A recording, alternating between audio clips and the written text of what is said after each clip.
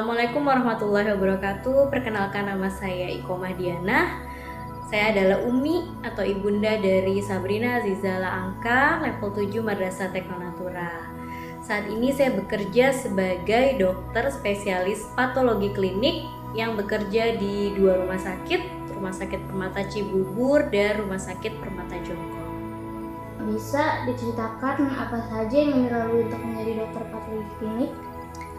Oke, jadi untuk menjadi dokter spesialis patologi klinik, pendidikan yang saya tempuh pertama setelah lulus SMA itu adalah dokter umum dulu. Dan setelah 4 tahun, alhamdulillah tahun 2018 saya lulus sebagai spesialis patologi klinik dari alma mater yang sama, FKUI. Kenapa Umi memilih menjadi dokter spesialis patologi klinik? Padahal ada kan dokter spesialis yang lain. Jadi saya memilih spesialis patologi klinik karena saya sangat menyukai keilmuannya. Kedokteran laboratorium, patologi klinik itu seperti jembatan antara ilmu kedokteran dasar dengan ilmu kedokteran klinik yang mengaplikasikan langsung ke pasien. Dan ternyata dokter patologi klinik itu tidak hanya fokus melakukan pemeriksaan, tapi dia juga banyak melakukan komunikasi, dan saya sangat menyukai hal tersebut. Saya bisa berkomunikasi dengan dokter yang merawat pasien, memberikan saran, baiknya pasien ini dilakukan pemeriksaan lab apa ya, agar bisa ditangani dengan lebih baik. Kemudian dokter patologi klinik juga harus menjadi kepala lab. Kepala lab itu harus punya kemampuan manajemen yang baik. Jadi saya juga harus belajar untuk mengelola lab dan semua unsur di dalamnya, tidak hanya pemeriksaannya, alat-alatnya juga, sarana-prasarana, fasilitas, masuk orang-orangnya, kebijakannya, semua harus bisa dikelola dengan baik. Apa saja tugas Umi sebagai dokter patologi klinik? Pertama adalah sebagai penanggung jawab hasil lab. Jadi hasil lab yang dikeluarkan itu harus valid, harus akurat, harus presisi, harus bisa dipertanggungjawabkan sehingga bisa bermanfaat untuk penanganan pasien. Nah, dokter patologi klinik bertanggung jawab untuk semua proses di dalam lab, mulai dari sebelum pemeriksaan, dari persiapan pasien, pengambilan sampelnya harus benar, sampai ke pemeriksaannya harus paham prinsip alat, reaksi kimia yang terjadi, kemudian troubleshooting, sampai ke pelaporan hasil, tidak boleh tertukar pasien, tidak boleh tertukar hasil. Itu dokter patologi klinik harus menjamin semua proses tersebut berjalan dengan baik, orang-orang yang mengerjakan juga memiliki kemampuan yang baik, sehingga hasil yang dikeluarkan tadi valid dan akurat. Kemudian dokter patologi klinik juga harus bisa berkomunikasi. Kemudian dokter patologi klinik juga harus paham bagaimana membuat desain lab, mulai dari ruangannya, lantainya, atapnya, tata udaranya, semua harus sesuai standar. Dan karena banyak mengerjakan sampel infeksius, harus paham juga bagaimana mencegah atau mengendalikan infeksi yang terjadi dalam laboratorium agar petugas yang mengerjakan juga aman, lingkungan sekitar juga aman. Selain itu, karena kami juga sebuah profesi ya, harus terlibat juga dalam organisasi profesi. Jadi terlibat di kepengurusan perhimpunan dokter patologi klinik, membangun network, jaringan, melakukan koordinasi dengan organisasi profesi lain seperti dokter penyakit dalam, dokter paru, dokter anak, dan lain sebagainya.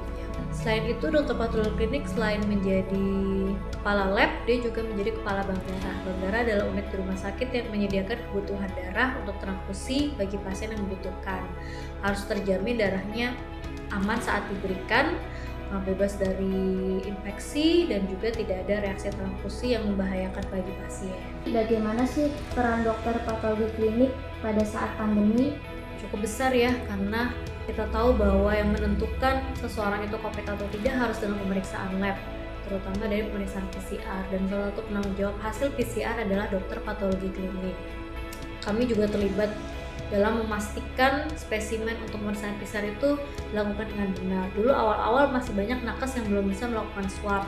Nah, kami terjun langsung melakukan swab, kemudian memberikan pelatihan kepada dokter umum dan nakes-nakes yang lain agar bisa melakukan swab yang benar, agar hasil PCR-nya benar-benar sesuai, yang positif, negatif, yang negatif.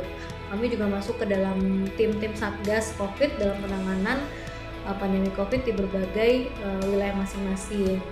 Kemudian di perhimpunan kami juga saya pribadi ditunjuk sebagai salah satu penilai lab PCR di wilayah Jakarta. Jadi lab PCR itu diberikan izin oleh Kementerian Kesehatan untuk bisa memeriksa PCR COVID jika sudah diberikan penilaian oleh Dinas Kesehatan dan meminta saran dari para ahli termasuk kami dari patologi klinik.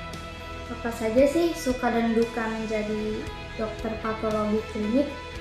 Suka dukanya apa ya?